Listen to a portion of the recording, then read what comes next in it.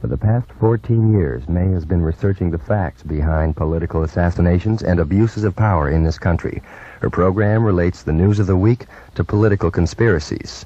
Dialogue Conspiracy originates with KLRB FM in Carmel, California. And now, Mae Brussell. Good afternoon. This is Mae Brussell in Carmel, California. It's August the 15th, 1977, and it's Dialogue Conspiracy number 282.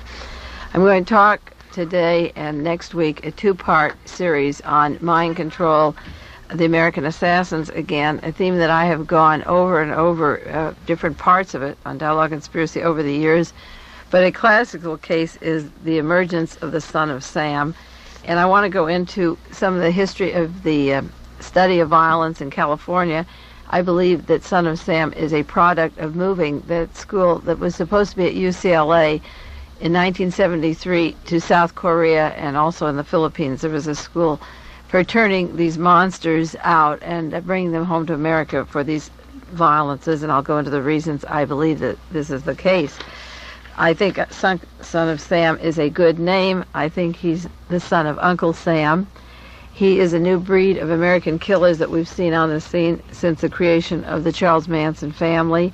I believe the violence that we're seeing in America, this type of violence, is a combination of CIA and military science. I believe that these killers are without motives because they didn't start out as killers, created in the nursery and their school environment to be killers. They had alternating personalities. They changed at some point drastically. It all began with the chemicals.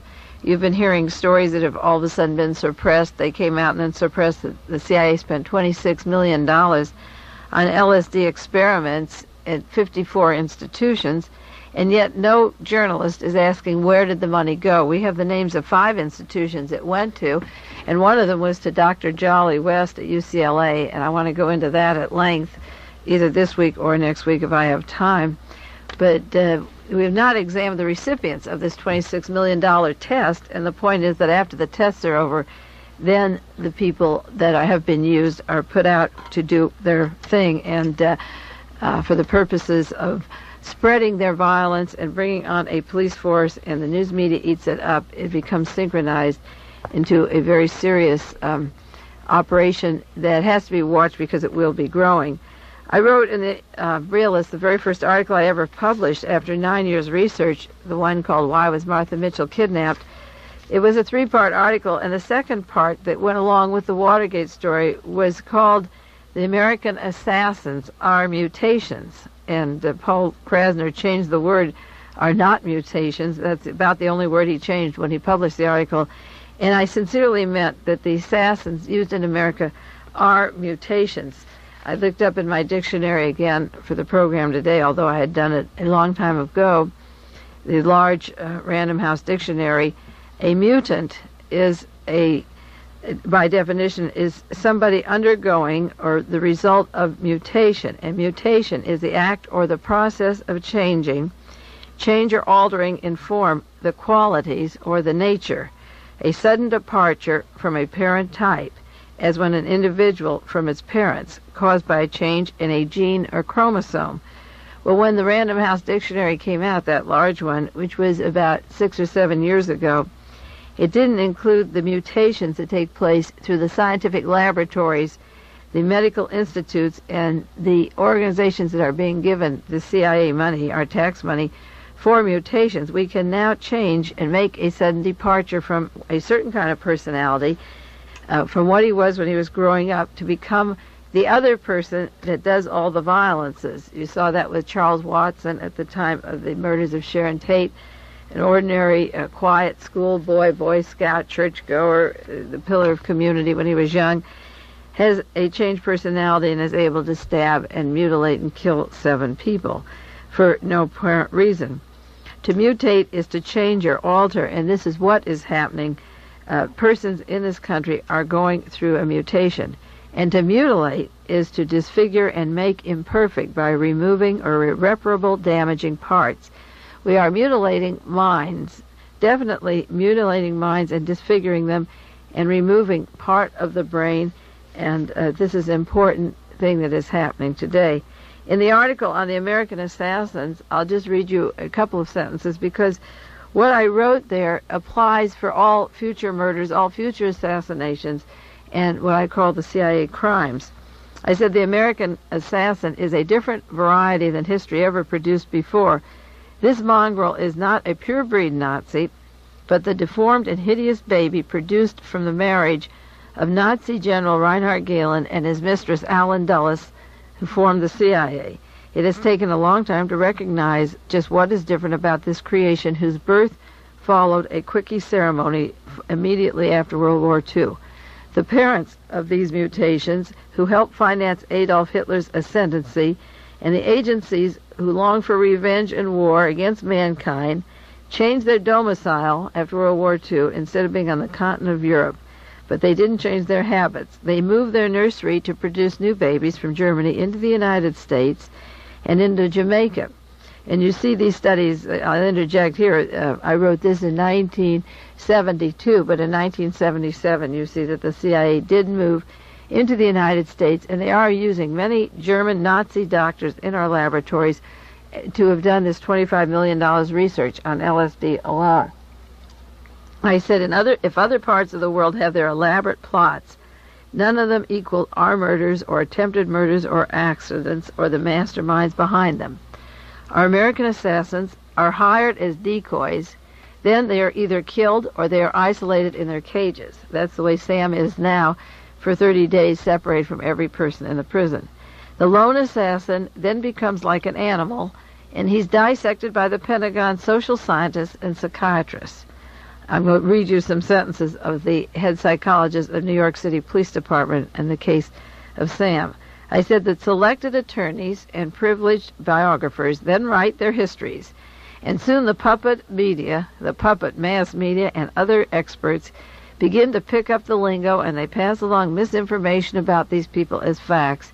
And while this human being is being turned into a patsy who is monitored every second and isolated until his death, a group of covert agents manufacture what are supposed to have been his motives for becoming the assassin. The fictitious personality will be studied and is supposed to become the model of assassins that America has produced in the 60s and 70s. There is a set pattern of personality traits to describe these people. The biographical profile can be used for future murders if other candidates threaten the occupant in the White House. Well, this article is a long one. Someday I may just read it on the air to refresh your memory if you don't remember the article, The American Assassins Are Mutations.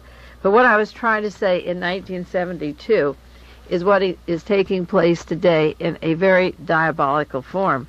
Along with the idea of assassins, to show you just how far they've come along with this process, knowing that certain individuals are selected as patsies and the true murderers get off free or are concealed, and the law enforcement and the military behind them are concealed. There was an article in the San Francisco Chronicle Sunday, August the 14th, 1977, called The Nightmare World, the Church, the Nightmare World Church. And you might want to look that up at your libraries if you have the microfilm copies in the newspapers there. It's about a minister in California who just skipped down to Guyana with his $1 million missionary. His name is Jim Jones, and he's tied to a lot of politicians in California. And he's been the father to thousands of people in his church. He's acquired 25 pieces of property in Ukiah, that's in California. And in Mendocino, he has more than $1.5 million in California and $1 million in a Guyana mission. Those of you who heard Dialogue Conspiracy last week know how I talked about the right-wing church funding missionaries in Mexico, where assassins were trained. And it could be that that school for missionaries in Oaxaca, Mexico, is closed up. And now the Guyana mission would be a place for assassins to run.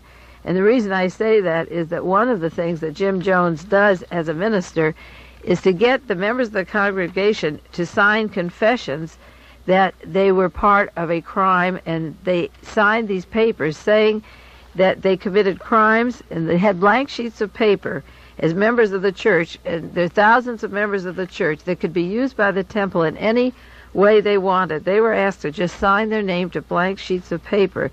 Then they were asked to sign confessions to crimes, which included molesting their own children, but they were to sign confessions that they conspired to kill the president or overthrow the government. An example is a woman who works at a radio station, makes $1,000 a month.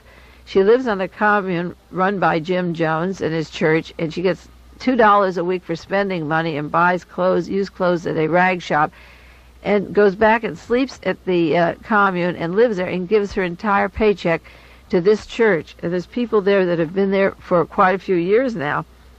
He takes all of their money. They either live with him on the premise or off the premise, and they spy on each other and turn on information from each other. And they have a joint communal punishment where the priest gets up on the podium and calls their names, and people get up to 300 beatings, children 4 years of age up to 50 years of age, with a board. A 200-pound woman beats them, and a microphone is put at their mouth to hear them scream, so that everyone in the congregation hears the screams. This is like Nazi Germany. I really have thought seriously that the very first book I write will be titled Without Armbands or Marching. I don't think the story of this country has really been told or put together yet by enough people. I try to do it and take all these newspapers and pick up these items. But can you imagine a family being called up and accusing members of their family when the name is called out? A member of the family takes them up to the podium and they all yell at them and call them names. And Jones yells, "Hit them harder," and they're whipped. And among the other things, the deprivation and the pain and the humiliation and poverty, which they stand, they have to stay there. They can't leave because they stand to lose everything. It's all invested in the church. They have to sign papers that they conspired to kill the President of the United States.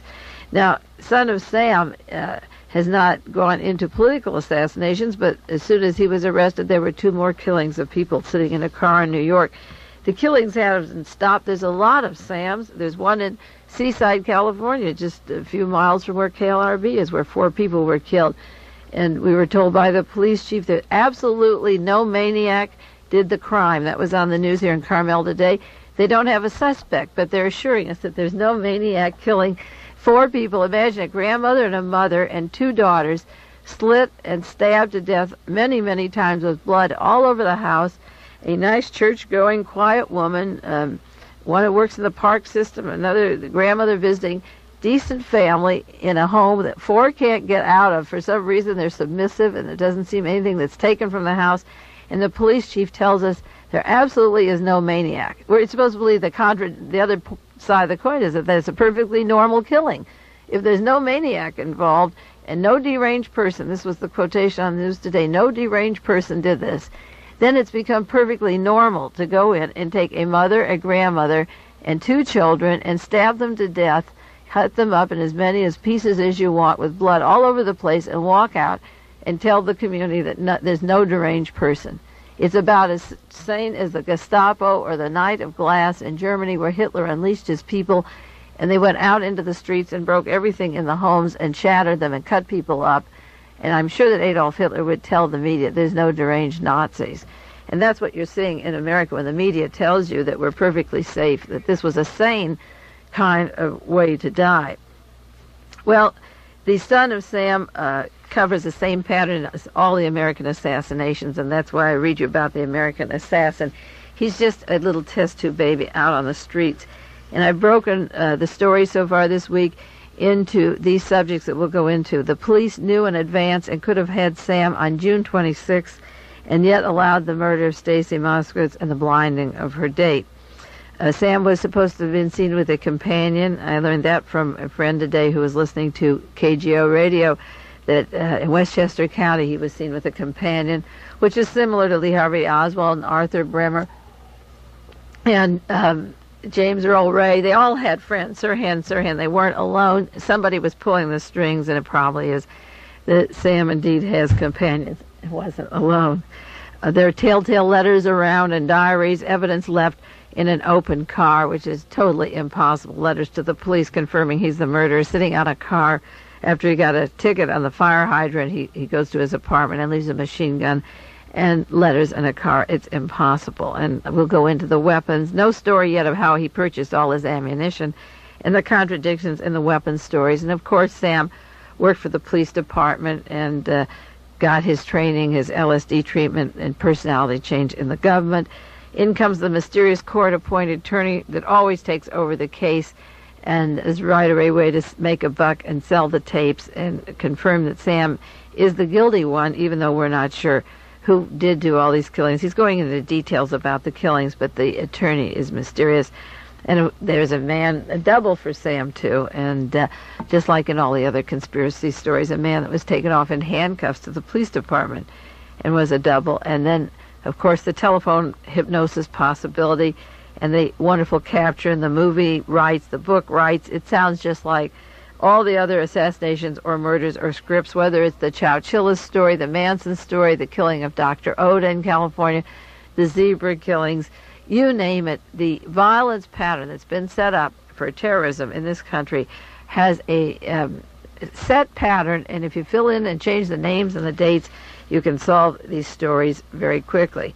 As far as the police knowing in advance, or the collusion in this matter, I read the Salt Lake Tribune and the San Jose Mercury. They both had articles that an airline stewardess had a passenger with her on June 26th, and he introduced himself to her. They were going down to Fort Lauderdale, Florida, and he told the airline stewardess that he was the son of Sam. At that point, 5 or 6 people had been killed, but they didn't have this July killing. This was June 26th. So the FBI and the police sent pictures or composites of Sam to 50 states. When the family was coming north to New York from Florida to see Sam after he was arrested, David Berkowitz is his name, a neighbor, Ted Rosen of the family, gave an interview to the newspaper, and he said he had seen David Berkowitz 3 months ago on a visit, and he said June 26th, their son, the Berkowitz's son, had spent most of his visit going to Fort Lauderdale Beach. He'd been at Miami and been there. So these last murders, the murder and the blinding, could have been avoided because when he told her on the airplane that he was son of Sam, all they had to do is get the passenger list, and the same person using the same name returned from Fort Lauderdale and went back to New York, and those murders could have been avoided. But that isn't a pattern that's alone or unique. The Manson family massacres could have been avoided. I met a sheriff in Los Angeles who was on Dialogue Conspiracy with me a couple of years ago, who was in on the arrest of Charles Manson when they finally decided to go in after the killings of Sharon Tate and the LaBianca family. And he said the sheriffs all along knew that there were people around there with weapons and practicing, and stories of murders and drugs and girls under 18 years of age and man on parole. And there were orders, don't touch the Manson family, because he knew they were getting ready for a kill. The only difference was that he was a white Christian and they were going to kill Black Panthers. And the sheriff's office was waiting for a kill and knew it, and all that could have been avoided if anyone spoke up. And then Joseph Romero and Russell Little were in Oakland and arrested January the 10th, 1974. And a house was burned down where Nancy Ling Perry lived and the SLA lived, and there was writing all over the house and walls and books, and a post office helmet of William Harris. Again, he worked at the post office like David Berkowitz. And there were the names and addresses, the names of William and Emily Harris and Angela and Gary Atwood and other members of the house that were burned down, the SLA house. And Colson Westbrook of the CIA, who worked 7 years with mind control and behavior modification, who worked in prison with Donald DeFreeze at Vacaville, produced pictures later of the Harrises visiting, and Joseph Romero and Russell Little visiting Donald DeFreeze at Vacaville prison. He had all the pictures of the friends and members of the SLA that worked with Joseph Romero and Russell Little, and as the police had rounded those people up between January the 10th and February the 4th, there would be no kidnapping of Patty Hearst. It's just like the killings in New York City, the last big splash of David Berkowitz there. But this is a pattern that I've seen, and maybe some of you, if you study these other violences, would find that there was foreknowledge in those cases. They could have checked the post office job of William Harris, the job that Emily Harris had, or any one of those 7 or 8 members of the SLA, and rounded them up in Berkeley. They had cars, they had car licenses, they had jobs, identified them and looked for them, and solved that problem earlier before Patty was kidnapped. Now, Sam Carr is the man who lived 1 story below David Berkowitz. And David claims that Sam directed him, that he took orders from him. Sam had the window just below him. He's the one who had the dog that was shot in the leg by David. But David might have shot the dog out of anger. Sam owned a telephone answering service, and I think that's interesting, and it should be checked out. And I will be sending a tape of Dialogue Conspiracy today, and next week, two sides to the Moskowitz family back there, because I think they should sue the police for not checking the January 25th lead or 26th lead anyway. But Sam has an answering service, and if you read the book, The Control of Candy Jones, which is so important, Candy got all her instructions on the telephone, and Sam was a messenger. He's the man that David Berkowitz said controlled him, who gave him his orders. That he says, you send me out at night, I may do the killings, but you control me. This is what he wrote and said, send a letters, you're the man who controls me. So it's very interesting that a man who has a telephone service, who agonizes David so much that he shoots this dog, maybe he wanted to actually shoot Sam because Sam was sending him. And he blamed Sam, even when the dog was shot in the leg. He didn't use the dog's name, whatever it is. He didn't say Fido controls him. In the Omen, the script for this thing, it could be a dog tells a person to go out and do the murders. But the point is that Sam is the one giving the murders. He only shot the dog, and the dog didn't have a name. Sam Carr is the man who lives below, who is the answering service. And Sam Carr also told the police 3 weeks before the last killing that he thought David might be the one. And it may be that 3 weeks ago they were going to end this charade and wind it up just like the Patty Hearst kidnapping, which I said 3 weeks to the day of evidence that they knew where she was, she would be pulled in, and it happened that way. And again, you get this similarity of people controlling the strings. 3 weeks to the day before the last killing, Sam Carr told the police, I think David might have the .44 caliber rifle. And the police went through their files and didn't confirm this phone call or not. This would be a piece of evidence that's missing or on the police logs, but he told them that he believed that the man upstairs from him was the person, and yet they had 3 weeks there and didn't do anything about that. Was Sam a loner? I don't know. As I said before, it was somebody told me that on KGO today they said that he was at Westchester County with another person, and I know there's a double that was picked up right in Midtown New York and taken to the police station out in the precinct, and not in the Midtown, taken away in handcuffs. And they asked him his profession, and he said he was an artist. And they said, oh, we've got the right one, because the son of Sam had an artist kind of script. And he says, no, I'm an actor. And they said, oh, that's why you're Sam, because we think he wore wigs. And they took this man off because he fit the composite picture. But whether or not he knew him or worked as a double, I don't know. Time will tell who his companions are. But the man that they took off at the double was a Puerto Rican. And in the case of Sirhan and these other gentlemen, they were with swarthy men that appeared to be anti-Castro Cubans or could be Puerto Ricans. But in this case, the double was supposed to be a Puerto Rican. Now, the CIA comes out with their profiles, and this is the part that I wrote about in 1972, and this is what I can apply to the present time. This is taken, from the New York Post, New York paper. It says, police were pleased about the psychological profile they had developed during the manhunt. The profiles were especially good. They were pretty accurate. Sam was a loner. Harry Schlossberg is the director of the Psychological Services, New York City Police. And it would be really nice to know if any of that LSD money, or $25 million from the CIA, went to Harvey Schlossberg.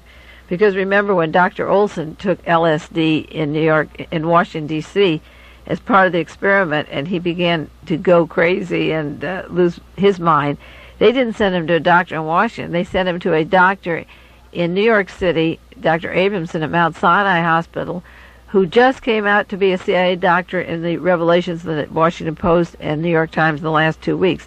In the list of the CIA institutions, they used a doctor from Mount Sinai Hospital to see this person.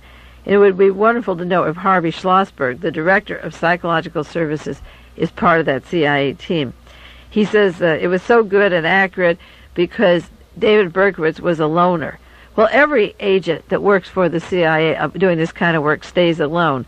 Read Candy Jones' book, where she was an extrovert. She was told to hate all blacks and not see them, to stay away from all Jews and not see them, to stay away from Italians because they smelled of garlic. She was told she couldn't go to a dentist, even if her teeth rotted. Even Howard Hughes couldn't see a dentist for 20 years. She couldn't go to a doctor. Howard Hughes couldn't go to anybody except the doctors that were sent by his guards to him. And if David Berkowitz didn't go out, what makes him different than all these other agents? She couldn't see anybody. She stayed alone inside the house, and all agents are loners. So there isn't anything great by the psychological services of New York police saying he was a loner. And then he said he was not red-eyed or foaming at the mouth. Well, neither was James Earl Ray or Sirhan Sirhan or Lee Harvey Oswald or Jack Ruby or Candy Jones. Candy Jones was taken to Taiwan where she was tortured. She was taken to the CIA offices in Maryland, right outside of Washington, D.C., where they put her on a table and put carrots in her vagina and did demonstrations and undressed her in front of men, the head of the CIA. You have to read this book to see what they did to her. And she didn't blink an eyelash. A woman that's prim and proper actually had physical experimentations done upon her and comes out smiling and doesn't hate those people. And she's on New York radio 5 nights a week and talks about her book and barely goes into the things that she wrote about what they did to her in the way of torture to her hands and her body and her vagina. And she wasn't red-eyed or foaming at the mouth. She was a model for Conover. She was a sweet housewife with 2 children who was given a double personality and sent out to see people like Jimmy Hoffa and told to kill herself, just like this David Berkowitz was going to have his big slam before he got himself done in and wanted to die. He said he was going to have his big killing and then die, like a kamikaze thing. These assassins aren't red-eyed or foaming. They're trained not to be. That's the purpose of 26 years of work and $26 million, is to keep them cool, keep them in your community. Take your sons and husbands and daughters and turn them into killers, and that's what they're doing. And they look like everybody else except they're time bombs, and they're going to explode, and they're exploding in every city in America until you really will be able to see the pattern if you pinpoint what doctors they saw. Now, this doctor in New York City, the director of the psychological services, said that their assassin, they figured out before they caught him he wouldn't stand out in any way, that he wasn't conspicuous. None of these people were. The SLA people that picked up Patty Hearst, she's living with her boyfriend in Berkeley and taken in the middle of the night screaming half naked. One works in an ecology place at a park in Berkeley, Camilla Hall. One works at the Transamerica building. Angela Atwood waiting tables in San Francisco. Emily Harris worked at a polling office in Berkeley. We never found out what that was. I think that was a CIA front. It's never been exposed or even revealed for what it was. And William Harris worked at as a post office. And what did they do? They took this woman out of her home and put her in a closet and gave her acid, and her mind was distorted. She talked about the visions and the things she saw and locked her up for 45 days and read her harrowing tales and clanked machine guns in her ears. And when she came out of the closet, 7 days later, she's raiding the Hibernia Bank, and she becomes a notorious criminal. None of these people stood out in any way. They were part of the Berkeley community.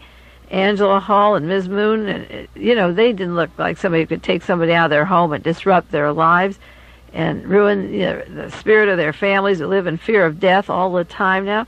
These people don't stand out in any ways.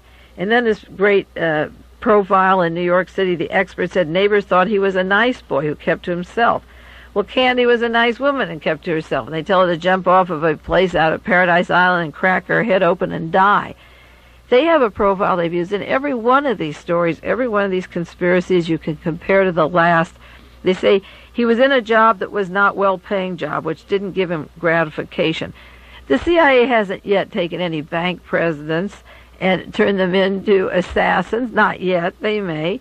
They take people that are losers or people that are easily given to hypnosis or people that are brought into this country as a citizenship, like the anti-Castro Cubans or the White Russians or Palestinians, because they want their home brought back to them. They want the communists out. They can be told the country's going to the dogs. You can take a man in Chicago whose father was in Auschwitz and turn him into a Nazi to embarrass his father and lead the Nazi party being a Jew. Or you can take this Berkowitz man and turn him into a monster, a Jesus freak, and then a killer, wants to be a mass killer. His father owned a hardware store and was retired. And David Berkowitz didn't have a well-paying job, but they don't tell you where he bought that car. He had a pretty new Ford there. It wasn't a Volkswagen bus or bug. He looked like he had a pretty nice car, and they don't tell you how he paid his rent, I think, for 1 or 2 years in advance. He had put up a big amount for the rent, and he went to Houston, Texas. He traveled and visited a friend. It's true he lived in one room, but so did Lee Harvey Oswald and Arthur Bramer. And all of these people, they were stalked and kept in one room and went out at night. But that was the pattern the CIA set up for one, and it set up for all. The New York psychologist said they hadn't caught some of Sam, and they were predicting that he would be sort of separate and couldn't relate to the world. They're ordered to be separate. This is just hogwash. They're drugged, they're hypnotized, they're given sodium pentothal, they're told to be suspicious. Candy Jones was told, be suspicious of everybody, don't see anybody, stay separate. What would keep Lee Harvey Oswald in his room all day for 4 months and then go out to see anti-Castro Cubans at night and never be seen, at parks, or take his wife or his child to restaurants? And agents that have lived in Carmel Valley that I've known, they stay separate. They don't take their families out. They're not part of the community or the PTA or anything going on here. They lead separate lives so they won't be identified later. The profile put out by the New York City police on the kind of person that would be picked up, and they're patting themselves on the back as being a great job. They said they were so pleased that they developed this profile during the manhunt, and yet it came right out of Langley, Virginia. It was in Virginia, not Maryland, where Candy Jones was taken for these experiments. And of course, Lee Harvey Oswald, who never had a diary, whose original diary has yet never been found. And Sirhan said he didn't write his diary, and Arthur Bremer's diary is insane. All of these alleged assassins left diaries. What did David Berkowitz leave? He got his car parked at the time that the Moskowitz murder, and he got a ticket at the fire hydrant, so his car had been marked. But then afterwards, a few weeks later, he goes to his apartment. It's on the 7th floor in New York City. He parks his car on the street, and he leaves the door open, which is practically never done in New York City or San Francisco or L.A. because people rip parts out of the cars. And it's almost impossible that David Berkowitz at that moment left his door open, and along comes a detective, Ed Zigo and John Longo, and they open the car door. Miracle of miracles, a .45 caliber submachine gun is on the seat of the car. Another miracle, as luck would have it, a note was on the seat for whoever wanted to see it. And this was a 4-page letter. This wasn't any ordinary note, and it was found on the seat of his car, addressed to the Suffolk County Police Department, Long Island. The police printed in the same handwriting used in the previous communications. It warned of impending attacks, and it signed Son of Sam. Wasn't that nice of Sam to leave his gun and his letters open? He didn't even lock them up or take them in. Where did he get his gun? He bought it in Houston, Texas. He bought the gun, the .44, in Houston. He has a friend there who works for a security system. Another link to the police, the security system. The SLA was full of them. Everybody's friend was a guard or security person. They asked him, "What, did you buy the gun in your name?" He says, "Oh, no, do you think I'm crazy?" He didn't want to be identified. He had a friend buy the gun, and he got it from the friend. He went all the way to Houston, Texas. Isn't it strange that these violences, these syndrome, are coming from California, Houston, and Florida? Those are the big pits of mind control. They may send assassins out all over the country, but this is where it's really getting down to perfecting the techniques. And I wonder about his trip to Fort Lauderdale, Florida in June, before he did the last murder. But he said, "Do you think I'm crazy to buy a gun and walk in myself and buy it?" I had a friend buy it. But yet, he ordered a mail order rifle that he's going to be doing some shooting with, it on the outside it says rifle. So in New York City, he can obtain rifles. He can go to Sears Roebuck or any store, hunting store, and buy a rifle. And he did buy a rifle by mail order, therefore he didn't mind being identified there. So he didn't have to go all the way to Houston to buy the other gun. If he's going to buy one, he can buy the other. So buying the gun in Houston has another story. I don't know why he went that far, but it may have been part of the programming. Something happens in Houston, Texas, and it was after he got home from Houston that 3 weeks later he sat on it and started his first killing. Now, there hasn't been any mention about the ammunition. He was going to kill 50 to 150 people at a discotheque this summer. He had 180 rounds of ammunition. There isn't a word about any of these assassins where they bought their ammunition. Lee Harvey Oswald or James Earl Ray or Sirhan, they got their weapons, but it's always a secret who supplied the ammunition, who knew them, or who saw them. Now, this David has a friend who's a security officer in Mackinac, Michigan, at the Michigan College at Mackinac. And he was interviewed, and Paul Willow, and he said how Sam worked, I call him Sam, it's David Berkowitz, worked for the federal government as a post office clerk, and later that was confirmed that he was. Sarah Jane Moore worked with alcohol, tobacco, and firearms. She was with the agents about gang rifles the morning that she came back and took a shot at Gerald Ford. She worked with the FBI as an informant for the Feed the Poor program at the time of the Hearst kidnapping. She was an informer that spread rumors about Popeye Jackson, who was later killed, president of the United Prisoners Union. Sarah Jane Moore worked for the government. Willie Wolfe worked for the government. David Berkowitz worked for the government. And before he worked for the government, he worked in the police department as a police auxiliary, and he was a former security guard, and he guarded for surveillance for just the kind of crimes that were coming down. One of his jobs was to be a guard. The attorney who's on the case, Mr. Philip Peltz, came right in and was beginning to offer the sale of tapes. You remember how quickly Patty Hearst was taped the minute she was in the cell, and they didn't sell those tapes, but they certainly broadcast them, and people made money in the newspaper business about the tapes of Patty Hearst talking to her friend. And I think that it's important to know that somebody gets right in and bugs these people and is able to commercialize or use it for the jury later or the trials, and shouldn't be allowed in the jail at all. This Mr. Philip Peltz is a beauty. The attorney that ran in to take care of me, he already was convicted of 4 felony counts, a stock fraud case, and he was in the federal penitentiary. He was convicted of supplying the services of a prostitute to an official of the Security Exchange Commission. And in return, the officials gave Peltz information about security exchange investigations, and he used the information for further illegal manipulations. That brings in Donald DeFries, who ran a house of prostitution in Compton in Los Angeles when he worked for the criminal conspiracy section of the Los Angeles Police Department. It was miles from where he was killed, between the airport and the house where DeFries was to be killed by the LAPD. And he supplied black women for men that worked at the Customs Department at the LA airport. And I wonder what slipped by the customs, like narcotics or whatever, that the customs men were fixed with their goodies, and that was his job. So the attorney, Peltz, was supplying the services of prostitutes for the Security Exchange Commission, and Donald DeFries was doing the same thing in California. Nobody yet can find out how Peltz got into the case. He wouldn't say. It's a big mystery, and it's always a mystery in these assassinations, how these particular attorneys get into the cases, who calls them in the first place.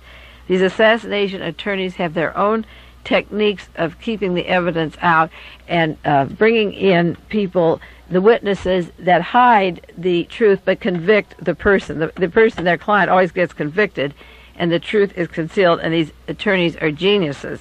I think the complications of the way Melvin Belli got into the Jack Ruby case, and I think I'll go on with the story of Sam now and maybe discuss that with you sometime, just do a show on how the attorneys get into these cases.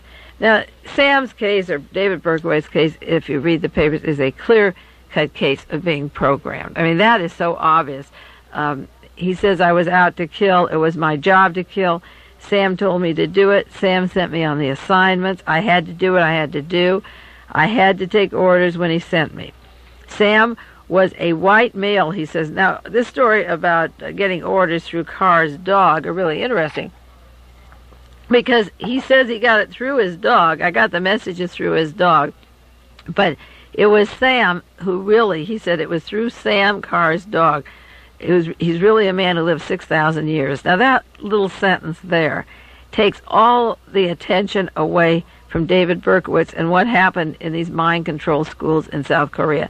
That just makes him look so ridiculous that he'll never have to stand a trial. And like DeSapio at the time of the Boston Strangler case, he never went to trial. And there wasn't enough proof that he did the stranglings, and he never went to trial. Well, in this case, if he says Sam lived 6,000 years ago, then you say, you can't even hate the man. Mr. Moskowitz says, I can't be mad that he killed my daughter because, look it, he thinks a dog did it. And that makes the whole thing so ridiculous. Nobody would think this was an experiment on mind control. But he went on and told the police he loved young blood. He signed his letters with S, which was also Satan, which we have a lot of in the California murders where they've tested these zombies. He said, Sam commands me. I'll tell you, he says, when I take these orders, I run. That's what he said. And he tells about killing the women. He didn't want to hit the men, but he wanted to hit the women. He singled out the women and not the men. And I think that's interesting because at the time that Dr. Marcus Foster was killed in Oakland, the SLA, they wanted the black man. They didn't want the white man. His friend Mr. Blackburn was with him that he had worked with for many years. And they used cyanide bullets on the black man and regular bullets on the white man, so the white man lived. So this selective killing can be used in many, many ways, and it works quite effectively. He went each case after the woman, and he left the man. Sam was arrested on Wednesday in the Bronx, and he said that he had been out then looking for a sign to kill again. The situation would be, I would find a parking place for my car right away. And it was things like that that convinced me it was commanded. Now, there's people I know in New York City that will park their car in front of a theater or a certain section in town. If a friend is going, and there's services that'll do it for you, they're paid to do it, and then they pull away and leave a space for you when you come, and you have a place to park at night for the theater. There's no trick for getting a car to park if you want somebody to kill in that neighborhood. He said, I wanted to get a victim last week, and he waited to get a sign. I always had the perfect spot. It fell into place. Did you feel remorse for murdering 7 people? Why should I? It was commanded. Sam told me to do it. Sam told me to kill. Remember, Sam Carr is the man downstairs, not the dog. See, and he said, I got my first calling. I went to Houston, Texas, and got the gun and came home for the first shooting. A month later, after coming home from Houston, I got my first calling, and then I went to look for a spot. And he goes on, and as I said, says he is not sad about this because he was commanded by Sam. Well, this person changed their personality in the Army, and I think next week I'll go into some more detail on David Berkowitz and send it back to the police and to the family, particularly in New York City. We'll go into why they had to bring him in at this time, why the hoax was over, they had to end it, and we'll do more about David Berkowitz because it's a classic example of the CIA and their mind control, and like the assassinations that are taking place in this country, we'll see more and more of this in the future, so it's good to go slowly and study a lot of it as we go along. Well, the time is up. This is Mae Brussell in Carmel, California. I'll see you next week on Dialogue Conspiracy. Keep the fire away, too. We have to keep the fire away. I thought to myself, we're driving down Route 68. The car in front is a Renault. It's not behind, it's not a Ford. There is a truth of how things happen. If it was yesterday, it wasn't 1894. And if tomorrow gonna to come true, there'll be another truth in store. And those who think there is no truth, that all depends on point of view, will lock us up, fire the bombs made only for a gentleman to use. The president is just a choice. He should not incite or claim his fame. One November night, I heard the screaming horns. A new America had changed her name. We're not the same. You and I are not. You who call free thinkers enemies, you are clearly now the enemies. And we will do what we must do to keep it free, like I was right. And she must sing, and they must slave. You must have heard that we will never really rise again. The mind behind the past, and you gave the word. They cannot just mow us down. It's they who are the arch anemic ones. Ours are free and tender girls. Ours are mountain climbing sons. So you and I, we disagree. Truth exists, but misery. I cry for you, I cry for us, as I prepare to leave the bus.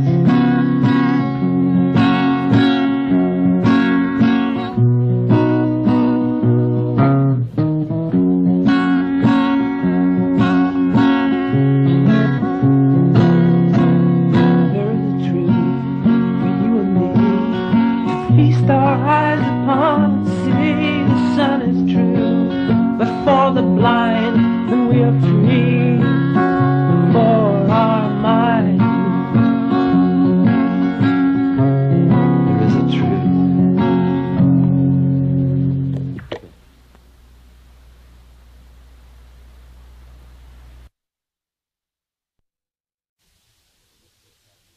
behind political assassinations and abuses of power in this country. Her program relates the news of the week to political conspiracies. Dialogue Conspiracy originates with KLRB FM in Carmel, California. And now, Mae Brussell. This is Mae Brussell. It's Dialogue Conspiracy number 283, and it's August the 22nd, 977. I'm going to continue this week a part 2 of Son of Sam, an intriguing case. I discussed it last week on Dialogue Conspiracy, aspects of that case, and there's so much material coming in the news media that I want to continue on that subject. The reason I'm talking about Son of Sam in a two-part series, and will be referring to him many, many times in the future, is that he probably, as of this day, is the most perfect example of the CIA experiments of mind control. I have named at various times on this program maybe 30 or 40 other persons that have been under the control of the experimentation of people like Dr. Jolly West at UCLA or Dr. Jose Delgado from Yale University.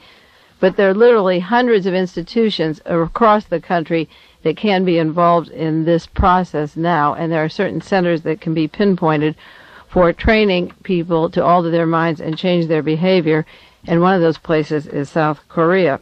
I also said last week on Dialogue Conspiracy that the family of Stacy Moskowitz should sue the police department in New York City and Yonkers because their daughter was unnecessarily murdered, that the police had evidence as early as June that David Berkowitz was Son of Sam and that he had done these murders in New York, and yet the police chose not to arrest him, and it was identical to the Los Angeles Sheriff's Department having evidence that the Manson family was going to do a large massacre and protecting them from the law enforcement arrests or going into the Spawn Ranch to get them before Sharon Tate and the others in her home and Mr. and Mrs. LaBianca were killed. After I was on the program last Monday, the Tuesday newspaper across the country, the Associated Press, announced that Mr. and Mrs. Moskowitz were suing the Yonkers Police Department for $10 million. They claimed that there was negligence in the case of their daughter's death. They charged the police work with negligence as they knew as early as April, had evidence that David Berkowitz was the Son of Sam who's doing the murders. I had pinpointed it to June, a month before the last killing, but they have proof as early as April. They said he should have been arrested, that the police had certain leads, which they didn't follow up, and if they had followed them up, their daughter would be alive today. I mentioned that I would be sending this two-part cassette to the family of Stacy Berkowitz. I also am trying to get Stacy Moskowitz. I'm also trying to get the address of the Berkowitz family and send them a copy of these programs and suggest that they have a lawsuit against the federal government for programming their son David, who signed up voluntarily to go to war and was a typist in South Korea until he became a conscientious objector and then was given the kind of LSD with these many chemicals in that altered personalities of some of the most famous or notorious of our court cases today, and he was a typical pattern, and his crime was that he became a conscientious objector and didn't want to continue holding a gun or being in the service. I called him the Son of Sam, literally meaning that he was the son of Uncle Sam, and that his referring to himself as Uncle Sam was because he was in the control of the government and couldn't break that bondage. That was last week on Dialogue Conspiracy, August the 15th. And then the Salt Lake Tribune had an article 3 days later, August 18th, more indictments likely in the Son of Sam murders. And it goes on to quote, an Army friend said that David Berkowitz adopted the name the Son of Sam because he believed that he was a pawn of the United States government, symbolized by Uncle Sam. Terry Peterson, 24, from McFarland, Wisconsin, said in an interview that they were best buddies in Korea. And when David Berkowitz complained about what the Army was doing to him over there, he took a lot of static after he filed those conscientious objector forms. I would just tell him, well, you signed up, and now you're just a Son of Sam, said Peterson. What I meant was that he was a soldier for Uncle Sam, and he was obligated to serve his country. But he took that to mean that he was a pawn in the tool of a big game, and that the establishment was making him play it. I'm certain that's where the name Son of Sam came from. And that is from an Army buddy. They use that reference that when he wanted to get out of the Army and they wouldn't let him, he became their pawn. I'm going to give an example here on KLRB in a few minutes of a man at Fort Ord who was listening to my programs in May of 1972 and wanted to get out of the Army when Richard Nixon was heavily bombing Cambodia. And I'll read you the psychiatric reports at Fort Ord, California. And I saved this person from having psychological tests and being sent to South Carolina, and offered to help him with a court-martial when he claimed that the government was fouling over these people and lying to them and conducting wars overseas like Laos and Cambodia without the American people knowing it. And I was instrumental in stopping his testing with drugs and psychologists of the U.S. Army when he was putting up the same kind of a fuss that David Berkowitz was doing in South Korea. So I know that the government was interjecting with these people that didn't like the war, that were already in the service, and they didn't want them fragging officers. They didn't want them joining the Vietnam veterans against the war. And one of the alternatives was to turn them around psychologically and then send them home as killers and make them go against their first feelings of anti-war and perform killings in America. In my article, The SLA is the CIA, that I wrote in 1974, I talked about what Uncle Sam was doing to people inside the prisons to test them, and also to people who objected to the war, conscientious objectors. But I mentioned that the experimentation and the hypnosis programs had been going on for quite a few years in prisons and mental hospitals for 15 years. I mentioned an inmate from Vacaville Medical Facility who wrote to me through KZAP. He listened to my shows that were playing up at KZAP at the time, and he told me that employed persons at Vacaville were holding down prisoners against their wishes, while two officers by the name of Octine and Rudol, he referred to Mr. Rudol as the Gestapo, were administering double doses of some medication that were for the specific purpose of making distinct changes in their personalities. This was happening in California, and I knew about this in 1974 and wrote about it.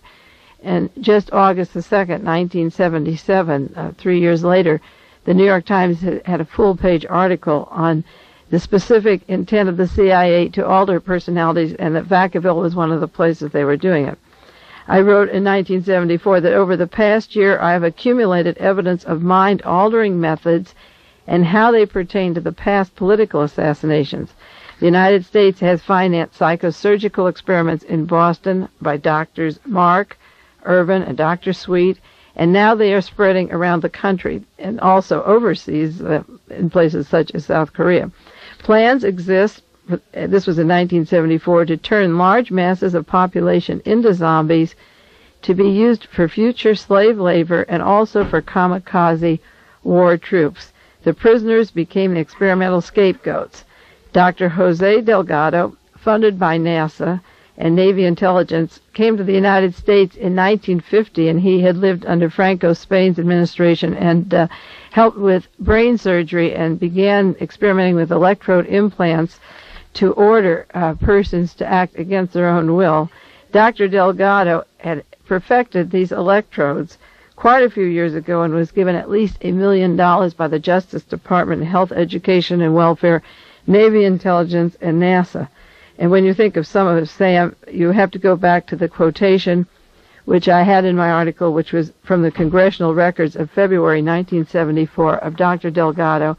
And this goes back to the motives of why they tested Sam. Right now, David Berkowitz is watching the Flintstones, watching television, very happy, laughing, eating his 3 meals a day, sleeping at night like a baby, enjoying himself, not aware of any of the trauma he's been into, and yet saying that he is under the control of these people, various people, and names them. And this motive for testing people like the Son of Sam was stated in the congressional record. This is what Dr. Delgado said, and I think it's worth repeating every few months on the air so that you understand the motive behind this. He said, "We need a program of psychosurgery for the political control of our society. The purpose is the physical control of the mind. Everyone who deviates from the given norm can be surgically mutilated. The individual may think that the most important reality is his own existence, but that is only his personal point of view that lacks historical perspective. Man does not have the right to develop his own mind. This kind of liberal orientation has great appeal. We must electrically control the brain so that someday armies and generals will be controlled by electric stimulation of the brain. That's Dr. Delgado, who came here from Spain and has been working on these techniques and heavily funded by the federal government. I also mentioned in the article that the van that was purchased, a fictitious name for the SLA when they went from San Francisco to Los Angeles for the shootout, was under the name of Ricky Delgado, and wondered if it was dedicated to the man who wanted to destroy minds, and then eventually, a few weeks later, they destroyed their flesh. Well, there's a man who lived one floor below David Berkowitz in New York City by the name of Craig Glassman. He belongs to the Westchester County Sheriff's Deputy Department. He lived on the 6th floor, same window right down below, and this is the note that was pinned to his door, slipped under the door by David Berkowitz shortly before he was arrested. He said, "Craig, you will be punished. How dare you force me into the night to do your bidding? True, I am the killer, but Craig, the killings are your commands. The streets have been filled with blood, Mr. Glassman, at your request." They asked David Berkowitz why he targeted Mr. Glassman for these messages, and he said that he was under the control of this man. They asked Mr. Glassman, the sheriff, why Mr. David, the son of Sam, believed that he was manipulating him, and his reason was, "I just happened to move in beneath him. He probably saw me in my uniform." Now here is a sheriff from the New York area, from Westchester, the county right next to where the killings took place. And David Berkowitz is one of the most notorious criminals in the New York City that had 9 million people terrorized for one entire year. So it's hardly likely that he'd be sending letters to a sheriff. He would be very silent, or maybe he'd change his apartment if a law enforcement man moved in right under him and he knew he was a sheriff. It seems that he would change his location, because if a murder took place and they saw him coming in late at night, they would know that he wouldn't have a cover for being in that night. The logic that the sheriff there got letters because this killer saw him doesn't make sense. Craig also sent letters to the Yonkers Police Department telling about his killings and bragging about his killings and scaring them. And it's at the Yonkers Police Department where Mr. Sam Carr's daughter was a full-time dispatcher. Sam Carr is the man that lived downstairs in a house next to the apartment, 7 floors below, who had the dog that the son of Sam said was bothering him and that he had shot. And by calling attention to himself to a man whose daughter is the full-time dispatcher for the Yonkers Police, where all information would come in about son of Sam, or to antagonize or burn the door of the man below him, doesn't make any sense at all. The police department was around him everywhere, and he was in direct contact or antagonizing these families, and nobody had fingered him. The motive for these processes, the kinds of terrors that are taking place in this country, number one, are to spread terror, and it keeps people off guard.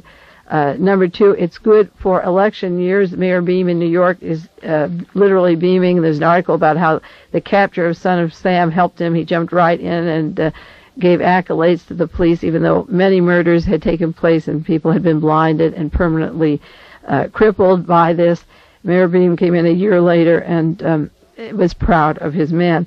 It also tests kamikaze troops. That's the stated purpose of the CIA for some of their experiments, to get people who are willing to die. The Chowchilla defendant Frederick Woods had said, "If you arrest me, I'm going to die," and David Berkowitz said, "I'm going to die." They haven't killed themselves, but they are testing these people to do murders and take chances because they can be used as future armies. There also were a lot of anti-Semitic reasons for using David Berkowitz, and it was done for the same reasons that Jack Ruby was used to kill Harvey Oswald, or Bernard Weissman was used to put his name on the ad the day that John Kennedy was killed. And we'll go into that more, the political overtones of that. But every July, TV gets pretty dull. The summers are an exciting time for crime in America. The mass media plays it up, and I believe it's synchronized. And if you don't believe it, mark your calendar for next July and August 1978 and wait for the next media events. We're running out of motion pictures such as Jaws and The Towering Inferno and Roller Coaster, Airport, The Exorcist, and Earthquake. Now you have TV movies on the John Kennedy assassination coming up by Lawrence Schiller, on the Martin Luther King assassination, the Chowchilla story, the Gary Gilmore story, the Son of Sam movie. We've had the Boston Strangler, In Cold Blood. The SLA sequels are coming up on TV. The movie The Manson Family got a lot of play. And yet every single one of these media events is unsolved as of today and could be solved. The Los Angeles Times had an article yesterday, August the 21st. It says, the Sam circus ending its long run on the streets of New York. The man, they say, the son of Sam, watches reruns of the Flintstones, but he had a lot more interest. It says this circus went on. It sold millions of newspapers. It occupied hours of airtime during the dog days of summer, when much of the city normally operates at half speed, and it goes into the thousands and thousands of dollars of contracts and money made. Headline articles, How I Became a Mass Killer by David Berkowitz, offering $500 for a certain letter, $15,000 for other Army documents of David Berkowitz, and hundreds of thousands of dollars for tapes made immediately after he was arrested by a man who has still not explained how he got into the jail. And this has become a big business. It's important to know that. Also, the police department was very careful, even though the Yonkers Police Department was in on the story and could have made the arrest. The Los Angeles Times goes into the fact that the New York Police Department announced 25 promotions for the officers who worked on the Son of Sam case. The Deputy Inspector Dowd was promoted 2 grades to Deputy Chief. His top assistant, Captain Joseph Borelli, was promoted to Deputy Inspector. Joe Strana was promoted from Detective 3rd grade to Detective 2nd grade. Edward Ziga went from 2nd grade to the 1st grade. The two police officers who wrote the ticket for David Berkowitz were promoted to Detective 3rd grade. And the Yonkers police officers who actually broke the case and had the information were invited to the promotion ceremonies. They received a commendation certificate from Mayor Beam.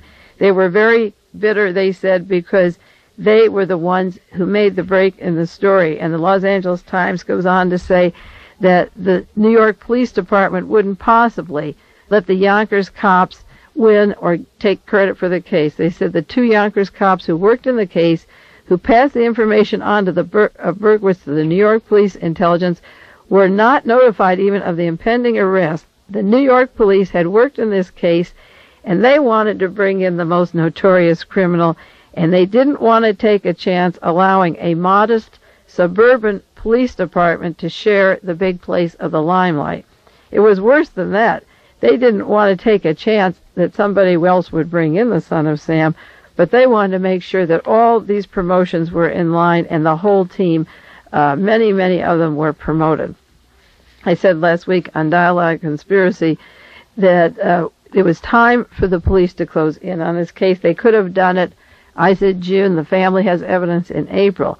But they couldn't wait for that big massacre, that big last-minute brahu that he was going to do at the discotheque, because evidently the links of the Son of Sam to police negligence would be just too overwhelming. Again, the links to the Manson family, the military, if exposed, would cause a lot of consternation. It had to be the Sheriff Peter Pitches who picked them up, released them even after Sharon Tate had been killed, and sent them out to the Barker Ranch, away from the Spahn Ranch.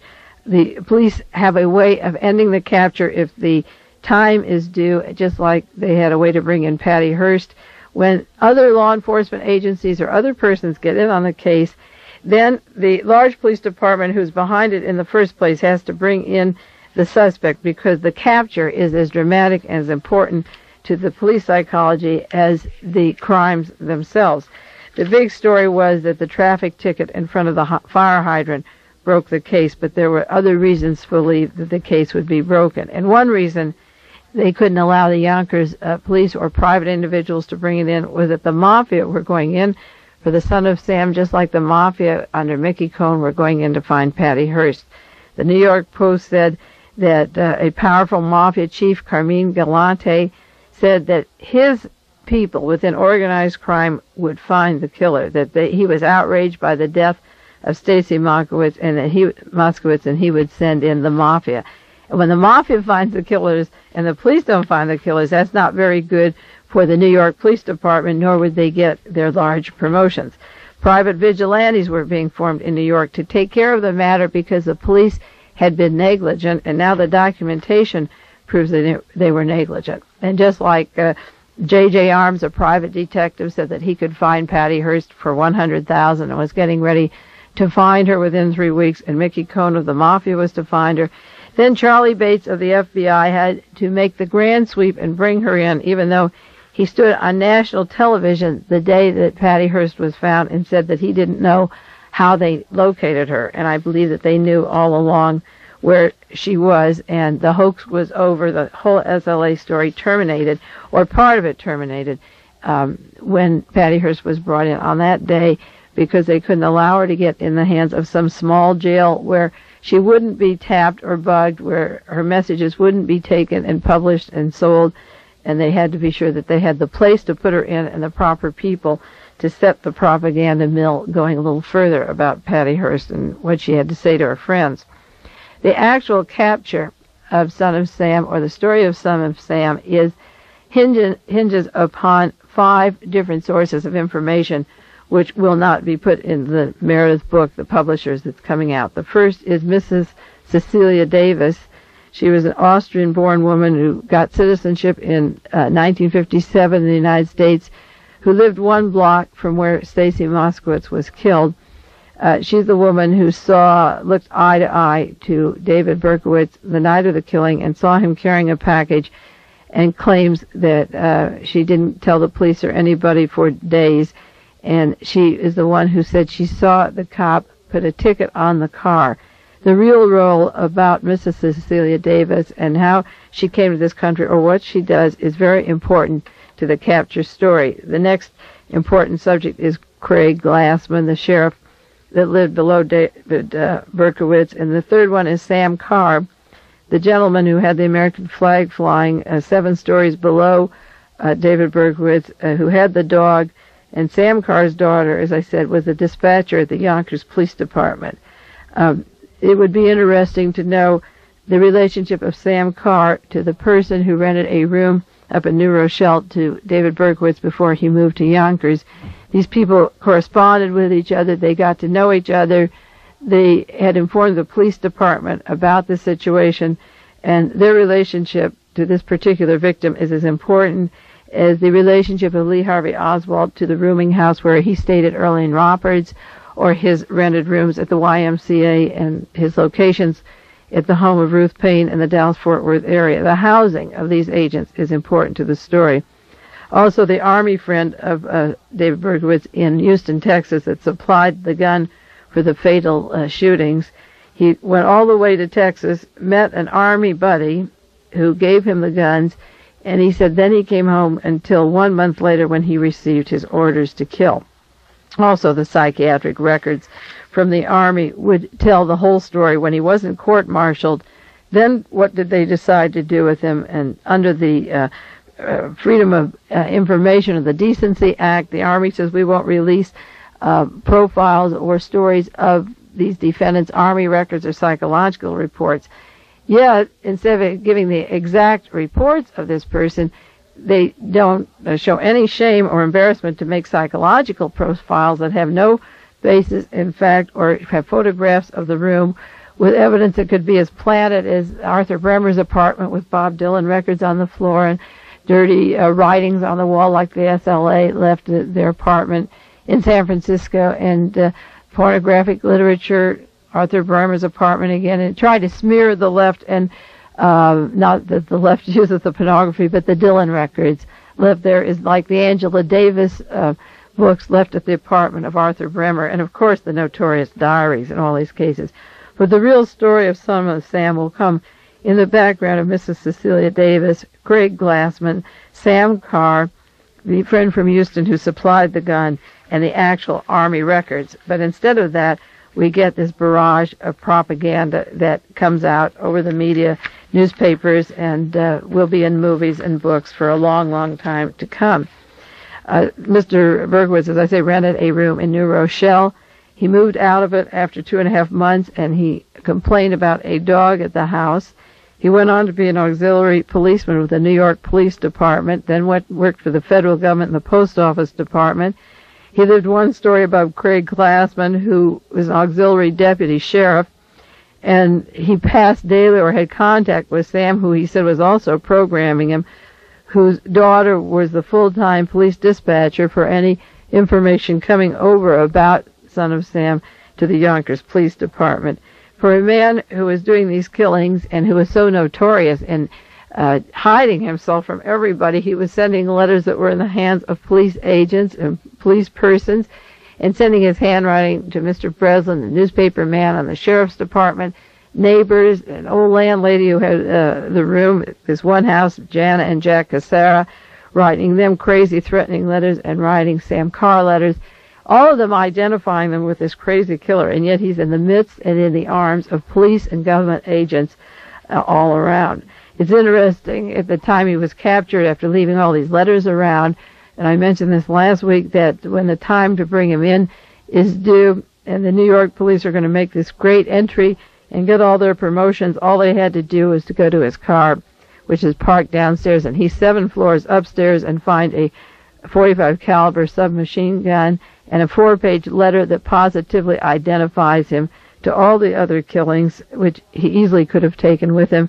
And then he walks out of the apartment carrying his .44 caliber pistol, and the case, for all purposes, then is supposed to be closed. It's very strange, all the letters he was writing and all the people linked to the police departments.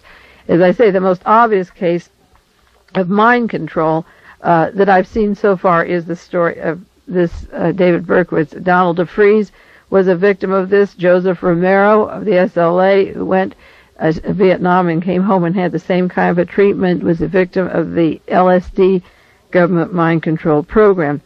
And also, I've referred to a book called The Smith Conspiracy, which is an interesting book. I don't have the name of the author. I couldn't find it on my shelf today. It must be moved around, but you can look it up in a bookstore or library. It's called The Smith Conspiracy. It's about a man who was in Vietnam and objected to the anti-war protesters at home and the people that didn't go along with the war. And they showed him pictures of these protesters. They also had him experience several of his friends blown up in the war movement. So this person was taken into a mind experiment program, and he came home and was married, and his wife knew that his personality was changing, and he was under hypnosis.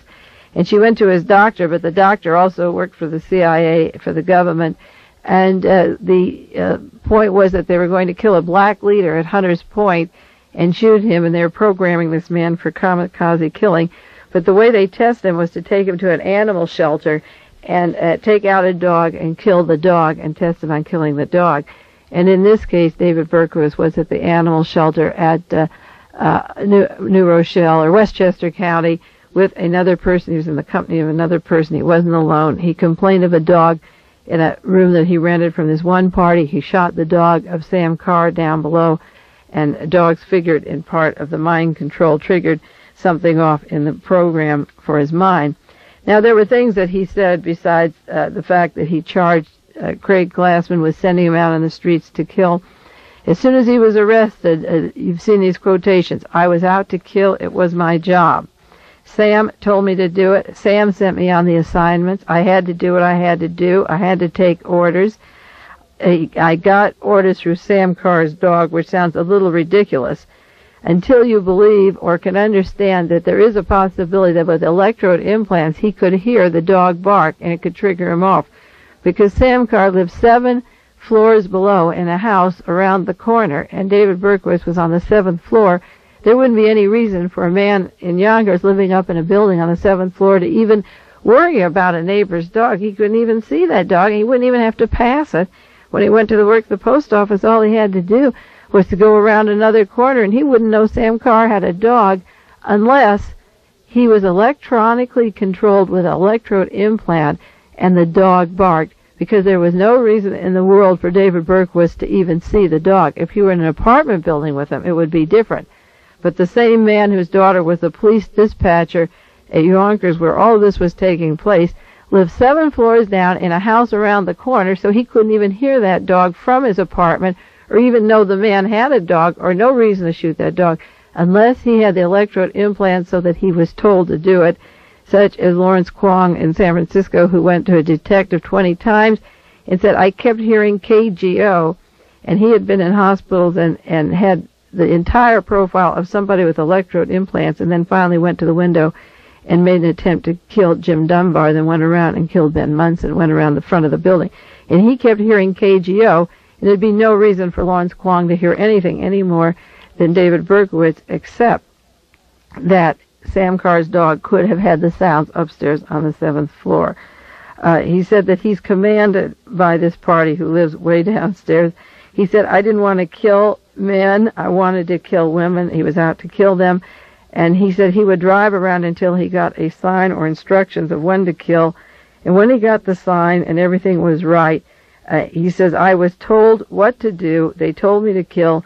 When I got the sign, then I would kill. Do you show remorse for killing 7 innocent people? No. Why should I? He said, I was commanded. And that is consistent with getting orders. As I say, Joseph Romero of SLA was in Vietnam. He was a member of the 101st Airborne Division. He signed up for duty twice and came home. He was originally a pacifist and then became a killer and killed Dr. Marcus Foster, the head of the Oakland School, the superintendent of the Oakland School Board. The white man lived who was shot, and Dr. Foster was killed. Joseph Romero said he began to take a lot of drugs. He couldn't get out of his house without completely being drugged out of his head. Joseph Romero is now at San Quentin Prison working with the White Aryan Brotherhood, consistent with the Nazi threats that they would kill this school leader, Dr. Marcus Foster. The mystery of these murders is never solved. The problem is always open. The motives are unclear. The New York Daily News, the New York Times, Washington Post say the problem is solved, but the questions still remain. The questions will still remain until we go into the Army programs. David Berkowitz enlisted in the Army, and by 1974 he had a total personality change. He said, I went through a vast transformation. It had to do with acid and the LSD test. He also wrote letters saying, I want to be a conscientious objector. I don't want to be in the Army. He wrote a letter saying that he was renouncing his religion of being a Jew. He was going to become a Baptist. But he said, wrote letters, blessed are the peacemakers, for they are the children of God. He said, drugs and a decision not to carry a gun in the Army turned an unnoticed youth to a militant dove. The only thing on my mind, he said, is drugs and music and pollution and poverty and peace and love. I can't wait till tomorrow. He said, I want to escape this lousy life. And he had an obsession while in Korea against war and gun. He objected to being taught to fight. He said, they taught me to fight. They taught me weapons, demolition, riot control, and self-defense when he actually went over as a typist. And he sent letters on how he hated the Army, and he thought he was going to be court-martialed. And he had an aversion to the entire war system, but instead of court-martialing him, they didn't do that to him. They sent him to the psychological area, the Army psychiatrist, and did a job on them. There's one letter that he wrote about his love for people, how he loved people, and he said, I want to get out of this. I want to make love to the world. I love people. I don't belong to the earth. And he said that he got orders to kill, and he didn't want to because he said, I love people. And that goes to what happened out here at Fort Ord in, as I say, in 1972. We're talking about David Berkowitz, the son of Sam, who was in South Korea 1972 to 73. And I want to tell you about this particular person who was in the Army. His name was Kenneth Armstrong. And on May the 9th, 1972, he was teaching individual tactical training. This is from an Army report from the Pentagon, out at Fort Ord, and he was teaching how to murder and kill when President Nixon escalated the Asian War. He put down his pencil and his instructions and said, do you know what happened last night? President Nixon's decision to blockade North Vietnam was wrong. That's why we're having rioting in this country, in Berkeley, in Colorado, the Bank of America, Pacific Grove. I'm not going to give this class today because I don't believe in killing. If I'm sent back to Vietnam, I won't go. If I go, I won't fight. I will never take a life, even in self-defense. He said the Associated Press, the United Press are controlled by the government. They put out only news that the government wants put out. They don't put out correct information. The Army is supposed to be the best informed in the world, but it's not true. He said, I listen to Earth News and Zodiac News, and there's a woman, he referred to Mae Brussell, a radio personality who has a program at 4 o'clock on Saturdays. We used to be on Saturdays. I met and spoke with her, and she talks about the Kennedy assassinations and about opening the archives and about Lee Harvey Oswald being an agent. And he went on to say that he didn't want to serve the Army anymore. Fort Ord wrote up a report. He no longer enjoys his work in the service. He feels isolated, and the reason he's compelled to beat his wife, they began beating his wife, which was an untrue story, is that he's disturbed, misinformed, easily led, and basically a passive person. He conversed with me, this is the Army officer, that the government is corrupt because it does not represent the people. The people do not want war. President Nixon is making the war, and the war continues and is morally wrong. Sergeant Armstrong does not have a security clearance, but he has been banned now from further instruction of trainees at Fort Ord, and I recommend psychiatric counseling to assist with his living in peace with himself and the world as he perceives it. It is affecting his job and his family. He was married and had 2 little children, and his emotional security. If he cannot resolve his inner conflicts, I recommend whatever action is deemed appropriate to assure the Army an honest day's work commensurate to the rank he occupies and the pay he's receiving. Signed, Don Markham, Major Infantry, Chief Combat Division. And they ordered him for psychological mental hygiene consultation at Fort Ord, and they were going to ship him out of the state, and they said, let's go into his early home life, his feelings, his relationships with his wife, and the most admired male in his early life, and find out who he liked. Well, I advised Mr. Armstrong that I would represent him in the court-martial and bring the facts to the case, so they dropped the court-martial, just like David Berkowitz was going to be court-martialed in South Korea. They then wanted to send him out of the state, and they called him to the psychiatrist. I gave him my tape cassette and told him to take down everything he says to the Army psychiatrist, because they'll write a profile on him like they did on Lee Harvey Oswald or David Berkowitz to make him look crazy because he objected to this insane war that was going on in Southeast Asia. He took the tape cassette there, and the officers at Fort Ord, the mental health, said, don't you trust me? Are you paranoid? He said, don't put it down in the records. I'm paranoid. He said, I don't know you, and you don't know me, and I want to make sure that what you write is what I said. And I have tape collection in my tape collection. I have the recordings that he took with the Army psychologist, and they said, well, you can leave, come back next week. And they put him in a room where the tape recorder couldn't be attached, where there was no electricity. They put him out in a shed where there was no electricity, and then wouldn't let him record the conversation with the Army psychiatrist, and wanted to send him, I think it's South Carolina. I have the name of the state and further papers at home in my files. They wanted to send him for special psychological training out of the state. And we objected, and I came to his assistant at the time and said that they would do a mind control job on them. And this was in 1972, and I'd been on Dialogue Conspiracy a year. I started in May of 1971, and I had built up an audience at Fort Ord of people that, this is 1977, that was 5 years ago, that were aware of these mind jobs that were happening. And if I knew David Berkowitz, if he were out here at Fort Ord, maybe we could have prevented those 6 murders in New York and that slaughter of this programmed zombie. I've been studying this a long time, and that's why I wanted to do a 2-part show on Son of Sam, because I understand what the Army was doing. I was right in the middle of it, just like I objected and strenuously put up a battle to save the mind of Robert Hyde at Vacaville when he was going to go psychosurgery because he knew too much about the John Kennedy assassination and the Robert Kennedy assassination. And this was one of my prouder moments in terms of being practical in terms of the research. A lot of people say, why are you doing this work?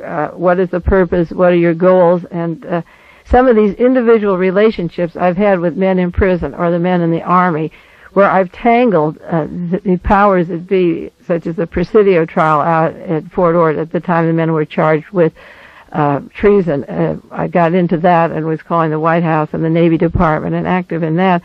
The research can be used in a practical way where you do touch people's lives, and I was able to help this person. And what happened was they gave an honorable discharge and got him out of the Army and didn't send him away for a mind control job.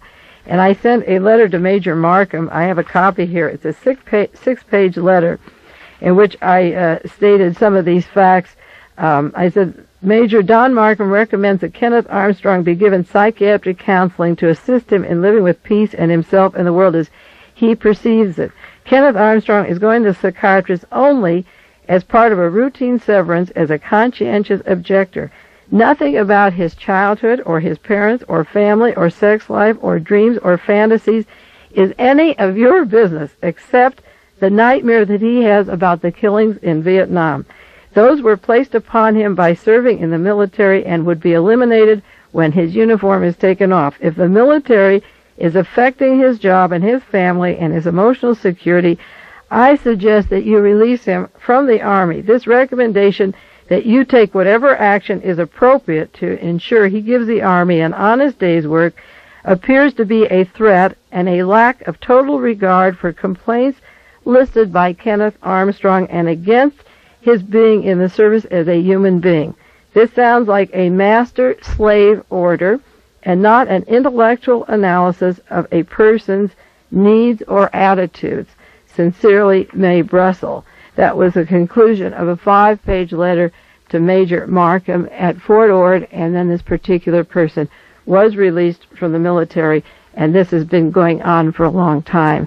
The son of Sam is Uncle Sam's baby, and there's a lot more like them, and the streets will be filled with terror and violence and killing unless we really try to solve these problems. Well, I think that's enough. Next week we'll probably conclude a little bit on Son of Sam and then go into the death of Elvis Presley and other news that's pertinent of the week. This is Mae Brussell in Carmel, California. It's Dialogue Conspiracy, and I'll see you next week. Hope all is well. See you next week. There is a truth, I thought to myself, we're driving down Route 68, car in front, in Renault, it's not behind, it's not a Ford. There is a truth, how things happen. If it was yesterday, it wasn't 1894, and if tomorrow's not to come true, there'll be another truth in store. And those who think there is no truth, that all depends on point of view, will lock us up, fire the bombs made only for a gentleman to use. President, just a choice he should not incite or claim his fame. One November night, I heard the screaming horns, and New America had changed her name. We're not the same, you and I are not. You who call free thinkers enemies, you are clearly now the enemies. And we will do what we must do to keep it free, like Adam Bright.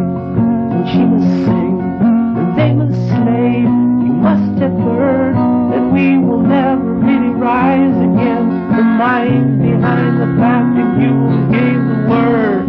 They cannot just mow us down, as they who are the arch anemic ones. Ours are free and tender girls, are the mountain climbing sons. So you and I would disagree. Truth exists, but misery. I cry for you, I cry for us, as I prepare to leave the bus.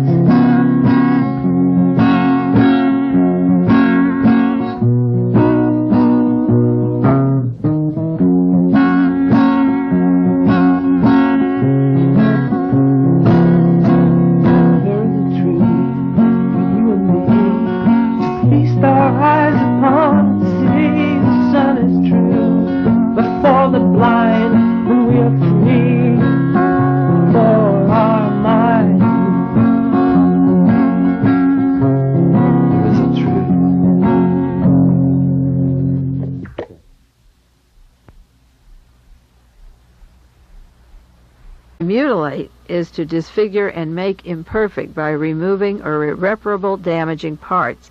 We are mutilating minds, definitely mutilating minds and disfiguring them and removing part of the brain, and this is an important thing that is happening today. In the article on the American assassins, I'll just read you a couple of sentences because what I wrote there applies for all future murders, all future assassinations, and what I call the CIA crimes. I said the American assassin is a different variety than history ever produced before. This mongrel is not a pure-breed Nazi, but the deformed and hideous baby produced from the marriage of Nazi General Reinhard Gehlen and his mistress Allen Dulles, who formed the CIA. It has taken a long time to recognize just what is different about this creation whose birth followed a quickie ceremony immediately after World War II. The parents of these mutations, who helped finance Adolf Hitler's ascendancy, and the agencies who long for revenge and war against mankind, changed their domicile after World War II instead of being on the continent of Europe. But they didn't change their habits. They moved their nursery to produce new babies from Germany into the United States and into Jamaica.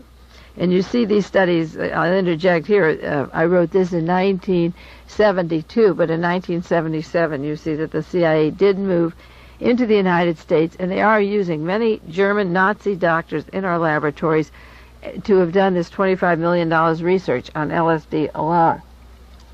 I said, if other parts of the world have their elaborate plots, none of them equal our murders or attempted murders or accidents or the masterminds behind them. Our American assassins are hired as decoys, then they are either killed or they are isolated in their cages. That's the way Sam is now for 30 days separated from every person in the prison. The lone assassin then becomes like an animal, and he's dissected by the Pentagon social scientists and psychiatrists. I'm going to read you some sentences of the head psychologist of New York City Police Department in the case of Sam. I said that selected attorneys and privileged biographers, then when I say that is that one of the things that Jim Jones does as a minister is to get the members of the congregation to sign confessions that they were part of a crime, and they signed these papers saying that they committed crimes, and they had blank sheets of paper as members of the church, and there are thousands of members of the church that could be used by the temple in any way they wanted. They were asked to just sign their name to blank sheets of paper. Then they were asked to sign confessions to crimes, which included molesting their own children, but they were to sign confessions that they conspired to kill the president or overthrow the government. An example is a woman who works at a radio station, makes $1,000 a month. She lives on a commune run by Jim Jones and his church, and she gets $2 a week for spending money and buys clothes, used clothes at a rag shop, and goes back and sleeps at the commune and lives there and gives her entire paycheck to this church. And there's people there that have been there for quite a few years now. He takes all of their money. They either live with him on the premise or off the premise, and they spy on each other and turn on information from each other. And they have a joint communal punishment where the priest gets up on the podium and calls their names, and people get up to 300 beatings, children 4 years of age up to 50 years of age, with a board. A 200-pound woman beats them, and a microphone is put at their mouth to hear them scream, so that everyone in the congregation hears the screams. This is like Nazi Germany. I really have thought seriously that the very first book I write will be titled Without Armbands or Marching. I don't think the story of this country has really been told or put together yet by enough people. I try to do it and take all these newspapers and pick up these items. But can you imagine a family being called up and accusing members of their family when the name is called out? A member of the family takes them up to the podium and they all yell at them and call them names. And Jones yells, "Hit them harder," and they're whipped. And among the other things, the deprivation and the pain and the humiliation and poverty, which they stand, they have to stay there. They can't leave because they stand to lose everything. It's all invested in the church. They have to sign papers that they conspired to kill the President of the United States. For the past 14 years, Mae has been researching the facts behind political assassinations and abuses of power in this country. Her program relates the news of the week to political conspiracies. Dialogue Conspiracy originates with KLRB FM in Carmel, California. And now, Mae Brussell. Good afternoon. This is Mae Brussell in Carmel, California. It's August the 15th, 1977, and it's Dialogue Conspiracy number 282. I'm going to talk today and next week a two-part series on mind control, the American assassins again, a theme that I have gone over and over, different parts of it on Dialogue Conspiracy over the years. But a classical case is the emergence of the Son of Sam. And I want to go into some of the history of the study of violence in California. I believe that Son of Sam is a product of moving that school that was supposed to be at UCLA in 1973 to South Korea and also in the Philippines. There was a school for turning these monsters out and bringing them home to America for these violences, and I'll go into the reasons I believe that this is the case. I think Son of Sam is a good name. I think he's the son of Uncle Sam. He is a new breed of American killers that we've seen on the scene since the creation of the Charles Manson family. I believe the violence that we're seeing in America, this type of violence, is a combination of CIA and military science. I believe that these killers are without motives because they didn't start out as killers, created in the nursery and their school environment to be killers. They had alternating personalities. They changed at some point drastically. It all began with the chemicals. You've been hearing stories that have all of a sudden been suppressed. They came out and then suppressed. The CIA spent $26 million on LSD experiments at 54 institutions, and yet no journalist is asking where did the money go. We have the names of 5 institutions it went to, and one of them was to Dr. Jolly West at UCLA, and I want to go into that at length either this week or next week if I have time. But we have not examined the recipients of this $26 million test, write their histories. And soon the puppet media, the puppet mass media, and other experts begin to pick up the lingo, and they pass along misinformation about these people as facts. And while this human being is being turned into a patsy who is monitored every second and isolated until his death, a group of covert agents manufacture what are supposed to have been his motives for becoming the assassin. The fictitious personality will be studied and is supposed to become the model of assassins that America has produced in the 60s and 70s. There is a set pattern of personality traits to describe these people. The biographical profile can be used for future murders if other candidates threaten the occupant in the White House. Well, this article is a long one. Someday I may just read it on the air to refresh your memory. If you don't remember the article, The American Assassins Are Mutations. But what I was trying to say in 1972 is what is taking place today in a very diabolical form. Along with the idea of assassins, to show you just how far they've come along with this process, knowing that certain individuals are selected as patsies and the true murderers get off free or are concealed, and the law enforcement and the military behind them are concealed. There was an article in the San Francisco Chronicle Sunday, August the 14th, 1977, called The Nightmare World, the Church, the Nightmare World Church. And you might want to look that up at your libraries if you have the microfilm copies in the newspapers there. It's about a minister in California who just skipped down to Guyana with his $1 million missionary. His name is Jim Jones, and he's tied to a lot of politicians in California. And he's been the father to thousands of people in his church. He's acquired 25 pieces of property in Ukiah, that's in California. And in Mendocino, he has more than $1.5 million in California and $1 million in a Guyana mission. Those of you who heard Dialogue Conspiracy last week know how I talked about the right-wing church funding missionaries in Mexico, where assassins were trained. And it could be that that school for missionaries in Oaxaca, Mexico, is closed up, and now the Guyana mission would be a place for assassins to run. And the reason and the point is that after the tests are over, then the people that have been used are put out to do their thing, and for the purposes of spreading their violence and bringing on a police force, and the news media eats it up. It becomes synchronized into a very serious operation that has to be watched because it will be growing. I wrote in the Realist, the very first article I ever published after 9 years research, the one called Why Was Martha Mitchell Kidnapped? It was a 3-part article, and the second part that went along with the Watergate story was called The American Assassins Are Mutations. Paul Krasner changed the word, are not mutations. That's about the only word he changed when he published the article. And I sincerely meant that the assassins used in America are mutations. I looked up in my dictionary again for the program today, although I had done it a long time ago, the large Random House dictionary. A mutant is by definition, is somebody undergoing or the result of mutation. And mutation is the act or the process of change or altering in form, the qualities or the nature. A sudden departure from a parent type, as when an individual from its parents, caused by a change in a gene or chromosome.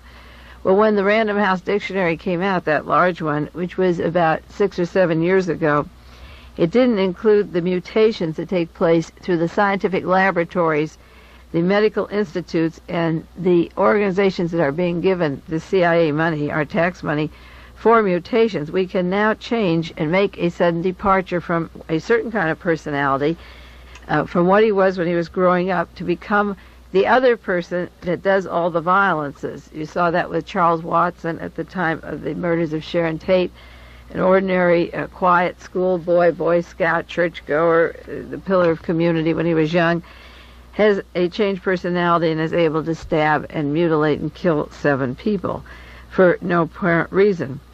To mutate is to change or alter, and this is what is happening. Persons in this country are going through a mutation. And to